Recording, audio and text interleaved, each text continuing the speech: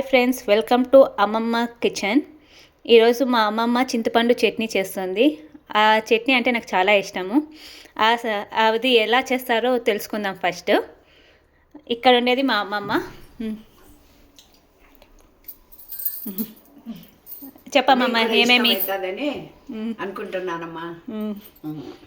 ఏం లేదు, శనగిత్తనాలు ఫస్ట్ చెప్తా. బెల్లము, చింతపండు, కారము, పసుపు, ఉప్పు. ఏమేమమ్మా? శనగిత్తనాలు, బెల్లము, కారము, ఉప్పు, చింతపండు, ఎర్రగడ్డ. ఓకే.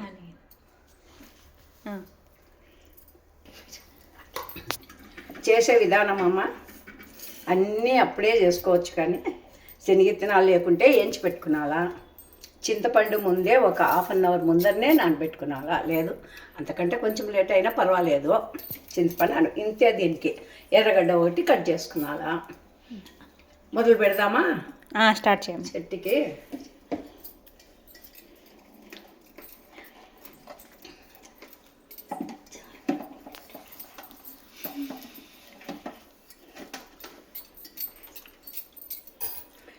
ముందు శనగిత్తనాలు వేసుకుందాం మిక్సీకి.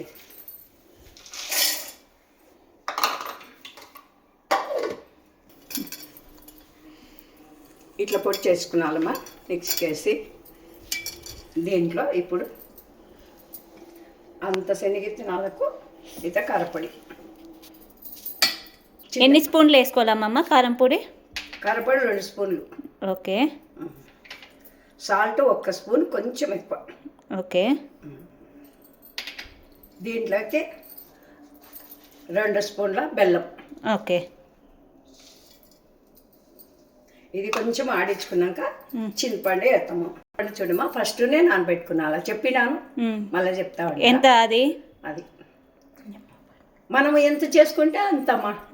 సరే. ఇప్పుడు మాత్రం 2 స్పూన్లకు చెప్తా ఉంటా. ఓకే సరే. ఇప్పుడు ఏం చేయాలమ్మా? పొడి చేసుకున్నాక చింతపండు వేయాలమ్మా. చింతపండు వేసి మనకు కావాల్సినంత తడి వేయాలి. చూడమా, మనకి ఎంత కావాలంటే అంతే. ఓకే. లూజ్గా ఉండాలా, కొంతమందికి చిక్కగా ఉండాలా. ఇట్లా వేసి దీని మీద పెట్టేది అంతే. మిక్సీకి వేసుకున్నాక ఏమంటారు, ఒకసారి ఒక ఆనియన్ కట్ చేసుకొని ఒక రౌండ్ వేయాలంట మిక్సీ జార్లోకి. అంతే. మళ్ళీ ఎక్కువైతే బాగుండదు, వాళ్ళ ఇష్టము, లేదా కలుపుకునవచ్చు. ఓకే.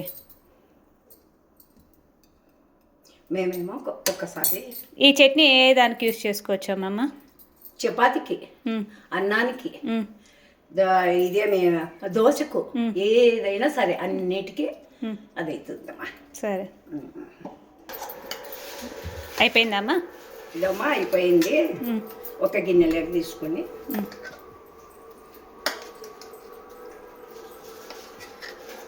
ఇట్లే అనేది ఏం లేదు. మీరు చేసుకునేటప్పుడు ఇంకొంచెం లూజు కావాలంటే కొంచెం నీళ్ళు వేసుకున్నాను. ఓకే. లేదంటే ఇట్లే చేసుకున్నా ఉంటుంది. ఇది చూడమ్మా 5-6 రోజులు ఉంటుంది. 5-6 రోజులు ఫ్రిడ్జ్లో పెట్టుకోవాలా, లేకపోతే బయట? ఫ్రిడ్జ్లో పెట్టుకుంటే వారమైనా ఉంటుంది. మనం మీరు బయట పెట్టుకుంటే 3-4 రోజులు ఉంటుంది. ఓకే. ఓకే. ఇది తర్వాత ఎలా అమ్మమ్మ? లేదమ్మా, ఇంక ఏం అక్కర్లేదు దీంట్లోకి. ఇట్లే డైరెక్ట్నే వేసుకోవచ్చు.